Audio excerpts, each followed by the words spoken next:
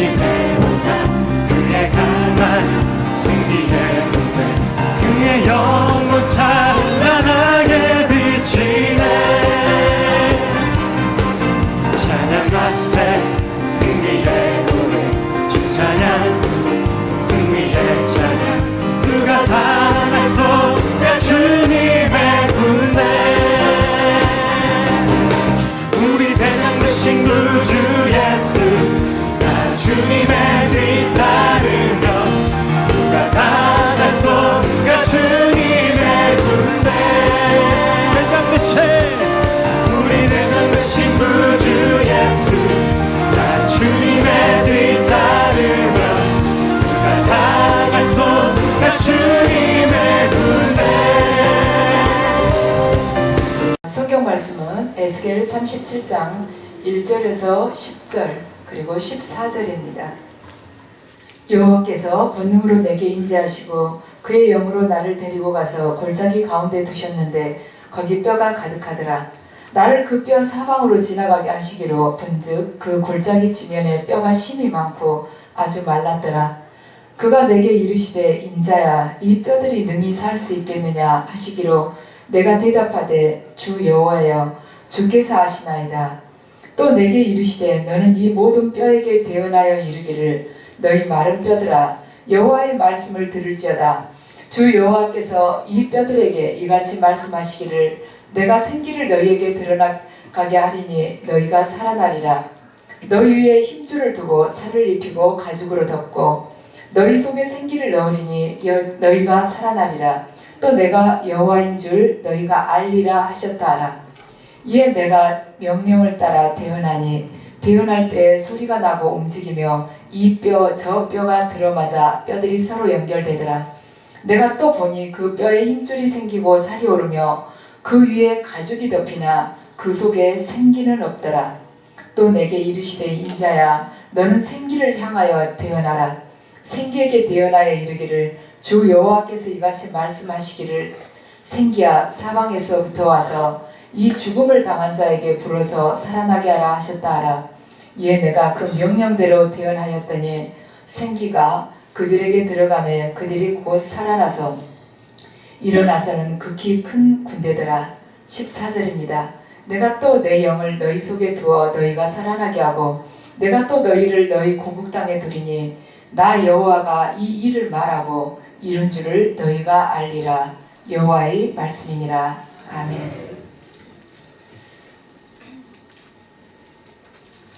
한 사람이 어떤 문제를 사회적으로 일으킬 때는 굉장히 큰 이슈가 될 수 있습니다. 그러니까 옛날에 우리나라의 그 김대두 같은 경우는 거의 30명에 가까운 사람을 죽였죠. 그랬을 때는 사회적으로 얼마나 큰 문제가 되었습니까? 그렇지만 많은 사람들이 성적으로 타락한다거나 이기적이나 또는 부모에게 말하자면 함부로 한다거나 돈만 사랑하게 되는 이렇게 세상 풍조가 타락하게 흘러가는 데 대해서는 그다지 문제를 삼지 않습니다. 교회 또한 마찬가지입니다.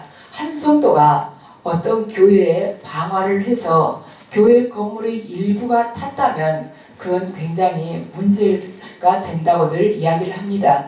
하지만 한 교회의 영적 지도자가 거기 성도들을 잘못 인도해서 그들을 잘못된 길로 이끌고 갈 때는 별 문제를 삼지를 않습니다. 그게 드러나지 않는 것처럼 보이기 때문입니다.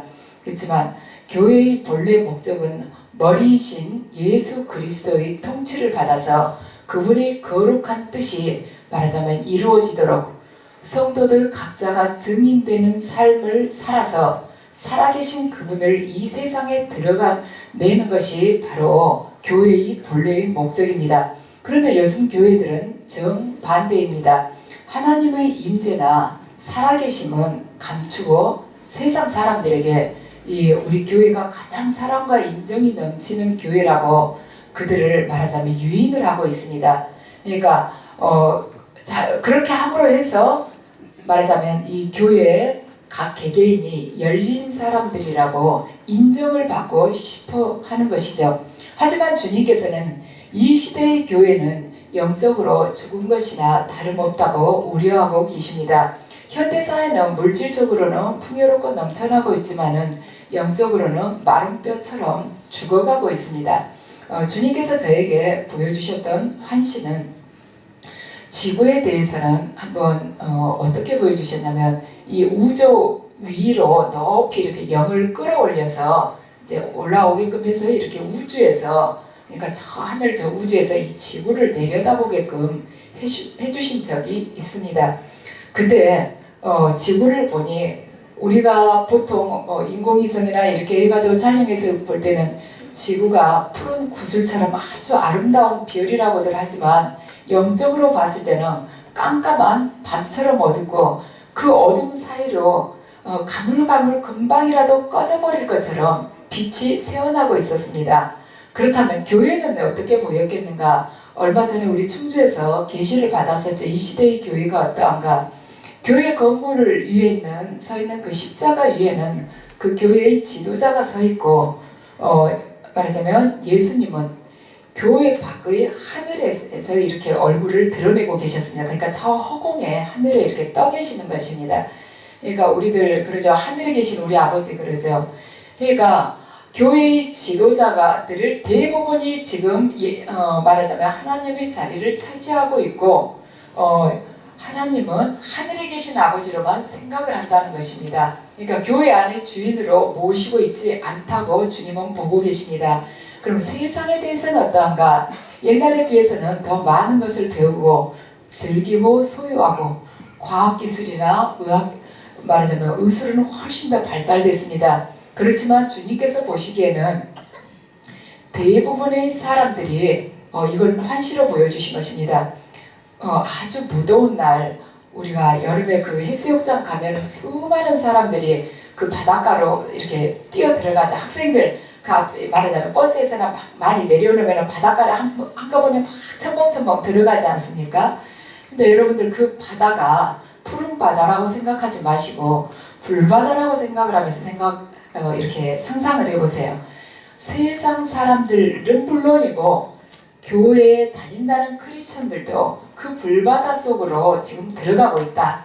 그러니까 말하자면 죽음의 골짜기를 향해서 그들이 지금 들어가고 있다고 주님께서 보여주셨습니다. 그러면 각 개인은 지금 어떠한가?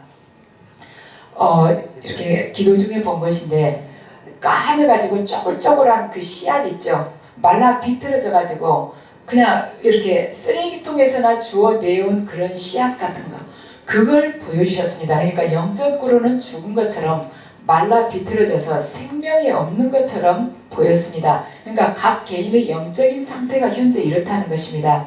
하지만 주님께서는 뭐라고 말씀하셨냐면 죽어버린 것 같은 이 씨앗 말씀하자면 현재 죽은 것처럼 되어 있는 그 영혼이 성령님과의 만남을 통해서 새로운 피조물로 거듭나도록 촉구해라, 알려라, 그리고 능을 받아서 그들을 살리는 자가 너희들 각자가 되라고 그렇게 말씀을 하셨습니다. 그렇다면 우리들 지금 주님께서 우리 대부분을 영적으로 죽어있다고 보고 계시는데 내가 영적으로 죽어있는 것이 아니라 지금 주님과 내가 일체되었다. 그렇게 여러분이 이제 생각을 하고 계신다면 그러면 그 사람 안에서 어떤 현상이 일어나야 되는가? 자, 영의 사람이기 때문에 영의 일을 생각해야 되죠. 어떤 사건에 있어서 그 사건의 동기나 과정이나 결과에 대해서 반드시 하나님의 뜻과 역사하심을 구하는 자가 돼야 된다는 것입니다. 내가 먼저 앞서서 뛰어갈 것이 아니라 하나님께 그 모든 과정을 주관하시도록 내드려야 된다는 것이에요. 하지만 크리스찬이라 할지라도 육적인 사고방식에 갇혀서 사는 사람은 자신의 어떤 그 사고의 틀, 교리나 지식이나 자신의 그 경험 안에서 하나님과 사물을 그러니까 하나님에 대해서도 자기가 알고 있는 지식이나 이전 고정관념을 가지고 판단한다고 결정하는 것입니다.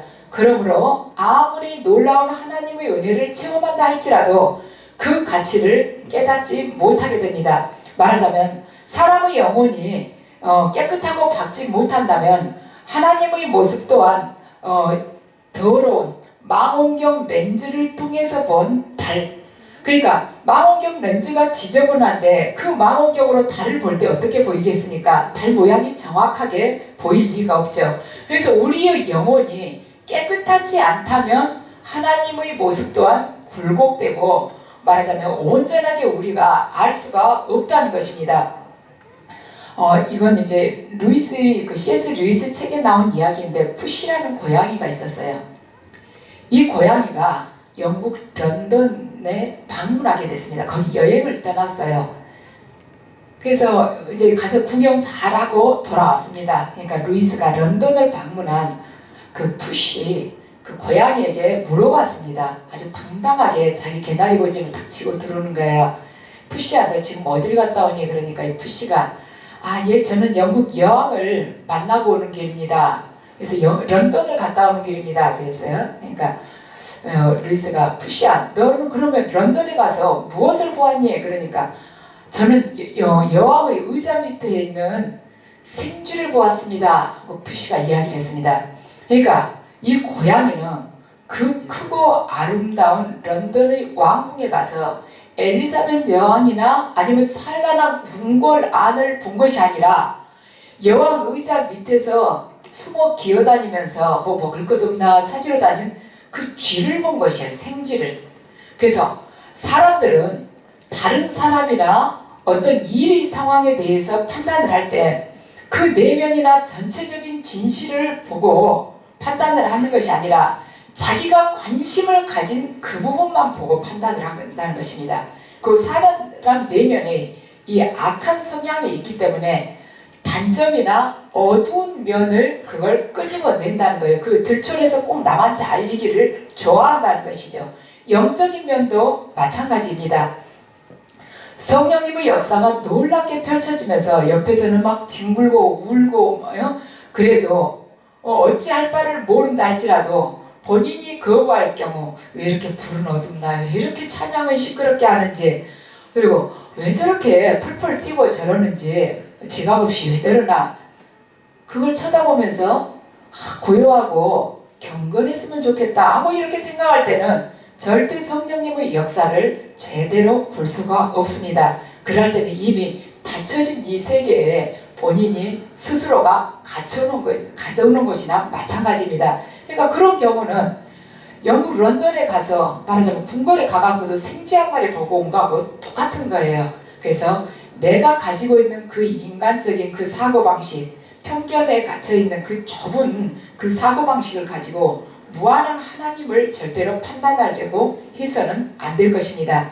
두 번째, 내가 영적으로 하나님과 일치되었다면 어떻게 될 것인가? 가치관과 목표가 다르고 보는 안목이 다르게 됩니다. 그러니까 주님께서 귀하게 여기시는 것이 나의 가치관이 되는 것이고 또한 모든 사물을 하나님의 안목으로 보게 되는 것입니다. 그래서 왜냐? 주님의 영으로 충만한 자는 십자가의 도와 영원한 생명이 지니는 가치가 얼마나 큰지를 알기 때문입니다. 그렇지만 육적인 삶의 가치를 두고 살아가는 자는 현세적인 즐거움이나 쾌락 또는 성취나 썩어 없어질 것이 자신의 목적이기 때문에 주님의 그 십자가 지는 그 어려움에는 고난에는 절대로 동참할 마음이 없습니다. 우리를 그러죠. 대부분 나한테 힘든 일이 생기면 그것을 십자가라고 부릅니다. 많은 크리스찬들은 역경과 환난을 받아들이면서 한숨을 쉽니다. 그러면서 그것이 바로 자기의 십자가라고들 이야기를 합니다. 하지만 역경과 환난은 크리스찬에게만 오는 것이 아니라 악인에게도, 말하자면 하나님에 대해서 전혀 모르는 세상 사람들한테도 역경과 환난을 오는 것입니다. 그래서 여러분들, 나에게 이렇게 닥쳐오는 역경과 환난이 절대로 여러분들이 십자가인 것만은 아니라는 것입니다. 그래서 십자가라는 것은 무엇인가? 우리가 굳이 말하자면 당하지 않아도 되는 그 환난을 그리스도에게 우리가 순종하기 위해서 당하는 것이 바로 십자가입니다. 그래서 이 십자가는 우리에게 강요되는 것이 아니고 우리가 그 결과, 그 십자가를 졌을 때, 그 고난을 우리가 맞닥뜨렸을 때 어떤 그 고통을 당하게 될지 그 결과를 충분히 예상하면서도 우리가 자발적으로 지는 것이 바로 십자가입니다. 그래서 우리는 그리스도에게 순종하기를 우리가 선택하고 또한 그렇게 함으로써 우리가 십자가를 그때 선택하는 것입니다. 그래서 십자가를 진다는 것은 무엇이냐? 우리가 그리스도와 연합되고 그리고 그리스도의 주권적인 지배를 받아들이는 자가 되고 그리고 그리스도의 명령에 순종하는 자가 되는 것이 바로 십자가를 지는 것입니다.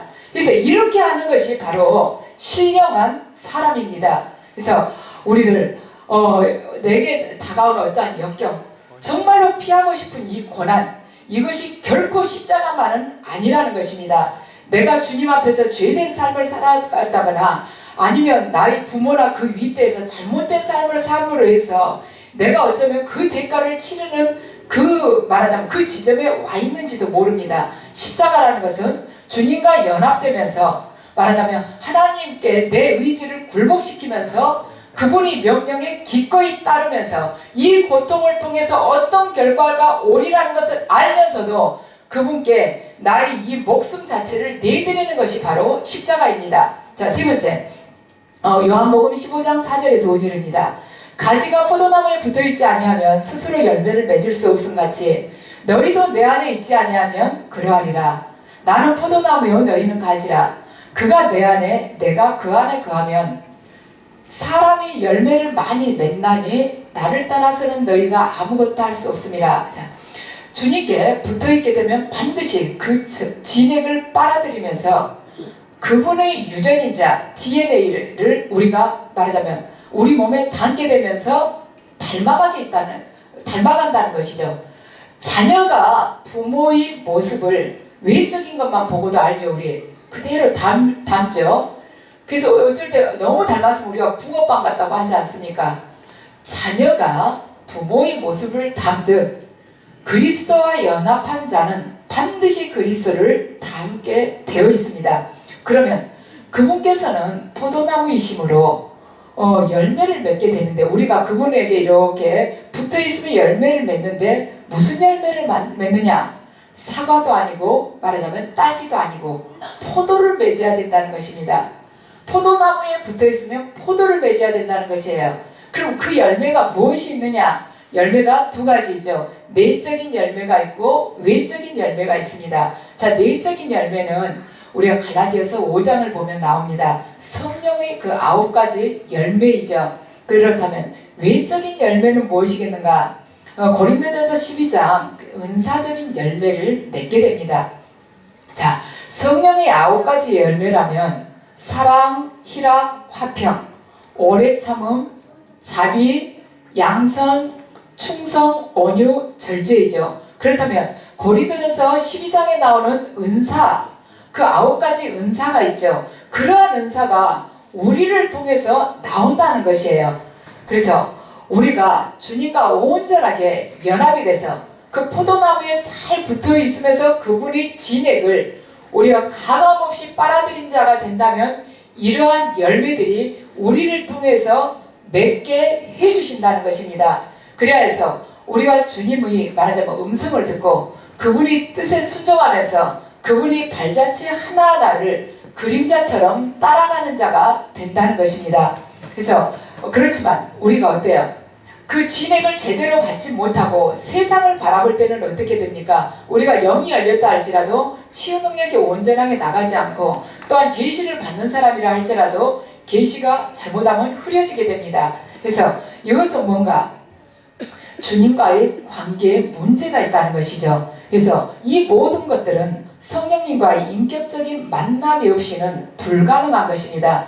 그래서 우리가 주님으로부터 이 은혜를 충분하게 말하자면 넘치도록 받지 않고서는 이 길로 들어갈 수가 없다는 것입니다. 오늘 본문은 바벨론의 침략으로 인해서 황폐해진 이스라엘 땅과 백성이 회복된다는 그 예언 가운데서 절정을 이루는 부분입니다.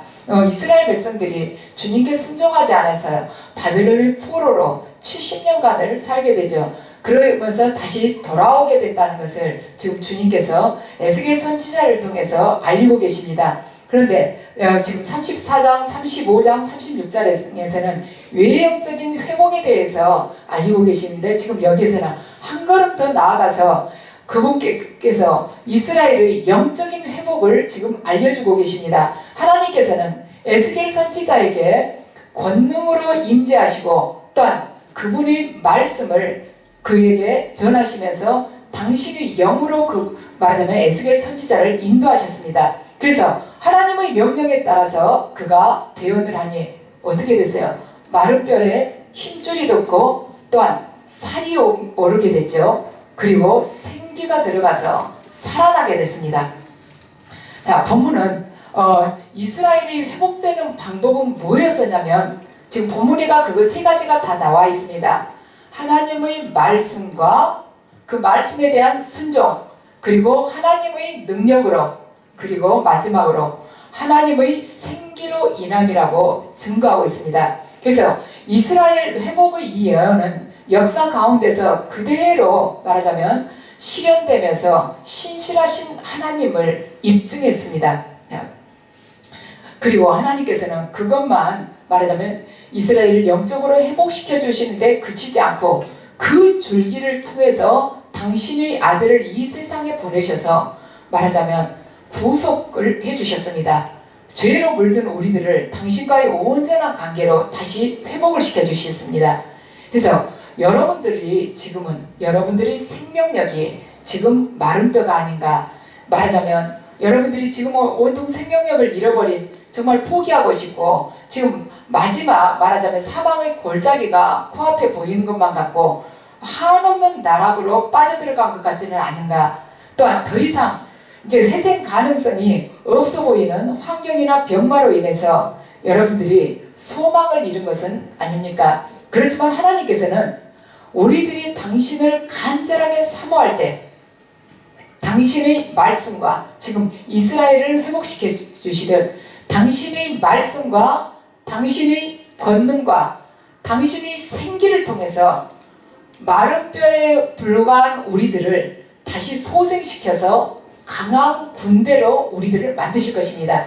그래서 지금의 이 우리들의 자리, 영적으로 눌려서 악한 영의 포로가 된 이 자리에서 우리들을 온전히 건져주시고 당신께서 마련해 놓으신 그 천국 본토로 우리들을 돌아가게끔 그분께서 우리를 도우실 것입니다. 그것이 바로 온전한 영적 회복입니다. 우리가 이 땅에서 산다 할지라도 천국을 사는 것, 말하자면 하나님의 통치 안에서 우리가 살아가는 것이 바로 천국입니다. 그래서 우리들 생각하기에는 병마가 치유되고 말하자면 우리가 내 가정이 가난으로 찌들어졌었는데 말하자면 물질이 축복을 받고 이것만이 구원은 절대로 아닙니다. 구원은 여기에만 속한 것이 아니라 내가 하나님의 뜻에 순종하는 것도 천국을 사는 것입니다. 왜냐하면 천국이란 하나님의 통치가 이루어지는 것이 천국이지 않습니까? 그래서 여러분들께서 하나님의 뜻을 받았을 때 하나님의 음성을 듣거나 꿈으로 계시를 받거나 아니면 환상으로 받거나 했을 때 그 뜻에 100% 말하자면 순종하여서 나아갈 때 여러분은 바로 이 땅에서 천국을 살아가는 것입니다.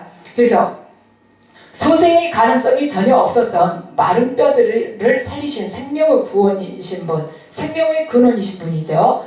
영육간의 구원을 우리에게 허락해 주신 하나님의 그 능을 힘입어서 여러분들 또한 강건한 영육을 소유하시기 바랍니다. 하지만 여기 안에 우리가 다 같이 여기 안에서 지금 은혜를 받고 계세요. 그렇지만 그 은혜가 다 똑같이 들어가지는 않습니다. 어떤 사람은 많이 받는데 어떤 사람은 아무 느낌도 없는 거예요. 영이 열리지 않았고 내가 죽지 않은 경우에는 아무 느낌도 없는 것이죠. 그래서 나의 의지가 죽을 때 그만큼 주님께서 나를 장악하십니다. 내 육이 죽을 때 내 영을 그분이 더 장악하시게 되는 것이고, 또한 그 환자들 죽을 때 영이 열리지 않습니까? 우리가 육체가 완전히 죽게 되죠. 육체가 완전히 죽고 숨이 끊어지게 되지 않습니까? 그때 죽었다고 의학적으로 판단을 하는 것이죠. 그때는 영이 확 열리는 거예요. 그래서 내가 죽으면 죽을수록 영이 많이 열리는 것입니다. 그래서 내 의지를 십자가에 못 박으면 못 박을수록 내가 영적으로 더 깊어지고 더 많이 열리게 되는 것이에요. 그래서 우리가 예수님은 그 십자가에 이 세상과 나의 의지를 못 박는 자가 될 때 우리를 통해서 우리의 그 죽음을 통해서 부활의 생명이 드러나게 될 것입니다. 그래서 여러분들 모두가 예수님의 죽음을 몸에 짊어지고 다니는 자, 그리하여서 우리 몸에서 예수님의 생명이 드러나는 자가 되시기를 바랍니다. 그렇게 됐을 때 우리는 이 땅에 살아도 천국을 사는 자가 되는 것입니다. 또한 지금 이 영적인 암흑기에 처해져 있는 현 시대의 여러분들이 구속사의 주역이 될 수 있습니다. 단순히 여러분들이 문제가 해결되고 거듭나서 말하자면 죽은 후에 영원한 멸망으로 가지 않고 천국으로 인도되니까 거기서 구원이 그치는 게 아니라 구원을 온전케 하는 것이에요. 그래서 나도 영육간에 온전해지는 것이지만 주위 내 이웃도 온전케 해야 할 의무가 우리들은 모두에게 있습니다.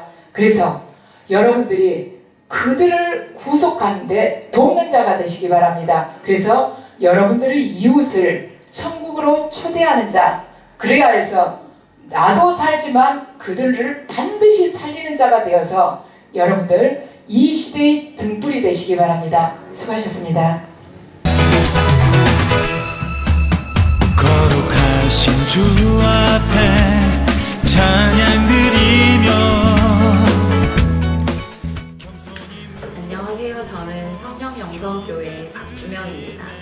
저는 오늘 아주 기쁘고 설레이는 마음으로 여러분들에게 저희 교회와 기도원을 소개를 시켜드리고자 합니다.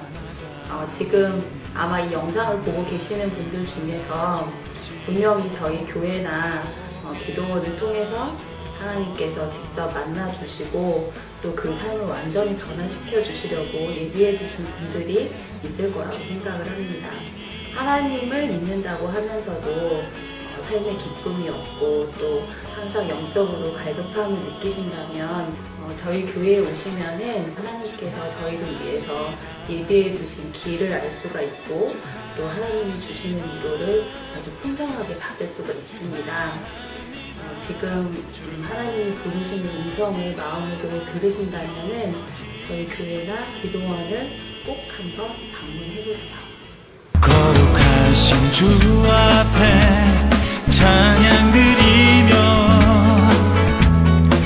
겸손히 무릎 꿇고 경배 드리. 예언은 성령께서 나누어 주시는 여러 가지 은사 중에 하나님의 뜻을 자녀들에게 전달하도록 주신 은사입니다.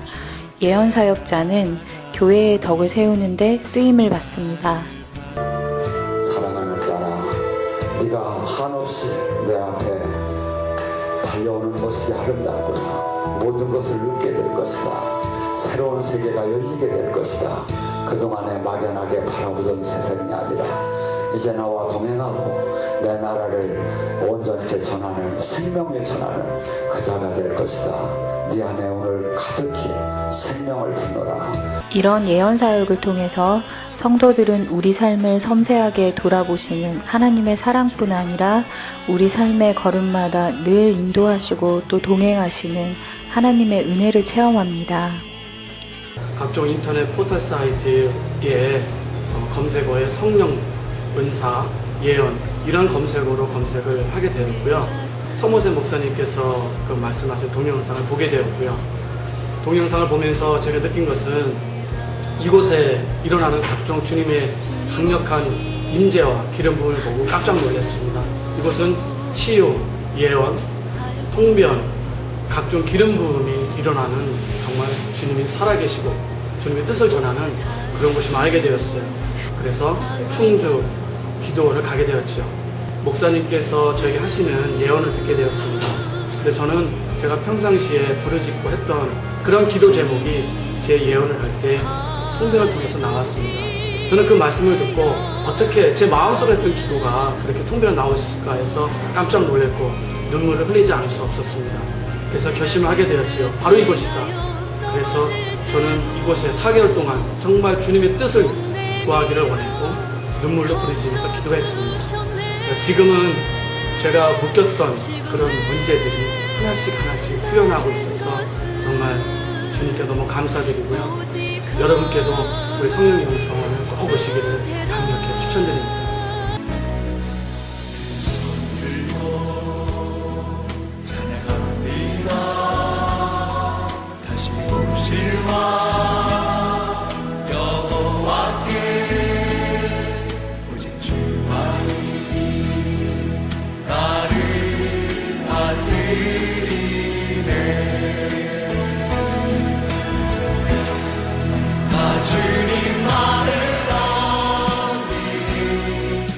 주 너를 도와주시리 너무 오늘 이 시간에 온전히 치유되기 원합니다.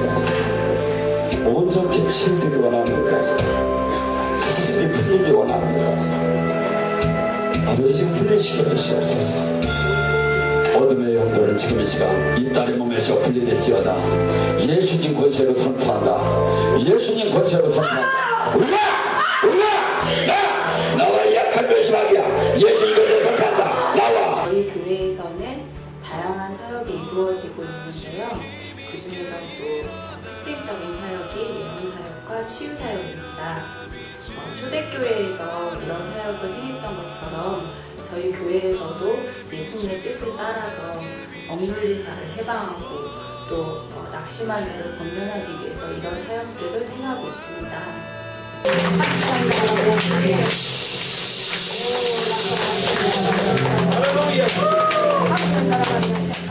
성령님의 역사하심을 통해서 어둠의 권세로부터 해방이 될 수 있고 또 하나님의 자녀로서 마땅히 누려야 될 축복들을 누릴 수가 있습니다. 어디 가든지 주 너를 도와주시리 너무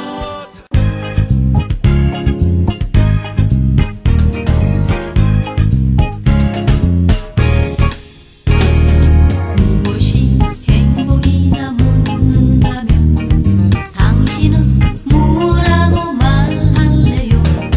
하나님을 찬양할 수 있다는 것 이것이 인생의 자명복이죠.